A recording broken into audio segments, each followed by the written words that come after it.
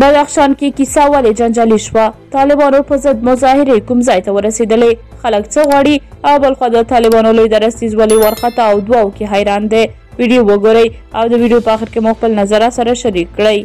له تېرو څو ورځو را په دې خوا د بدخشان په دوو ولسوالیو کې ځایي خلک د طالبانو پر ضد راپاڅېدلي دي او د دغه ولایت څخه د طالبانو د نورو ولایتونو د مسؤلینو د وتلو غوښتنه کړې ده.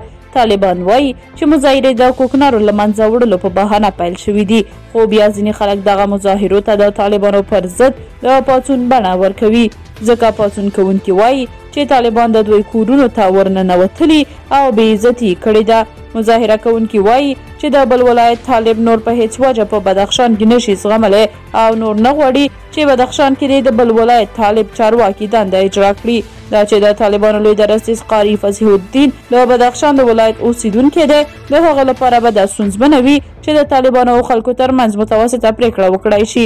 که د نورو ولایتونو طالبانو ته ووایي چې د بدخشان څخه دې ووځي، نو دا ډول پریکړه حتما د ده او د حاکمو افراطي طالبانو د رهبرۍ ترمنځ اختلاف د نظر او د قدرت پر سر لانجه رامنځته کوي. که د بدخشان په خلکو فشار راولي، نو خامخا به د رول او حمایت د بدخشان د ولسونو په منځ کې له منځه ځي.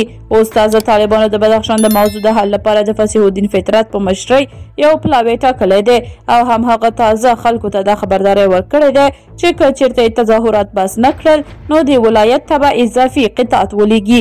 بلخوا شنونکي وایي چې داسې اعتراضونو پیل طالبانو د خطر زنګ دی چې ممکن په راتلونکي کې ورته ډېر مشکلات جوړ کړي.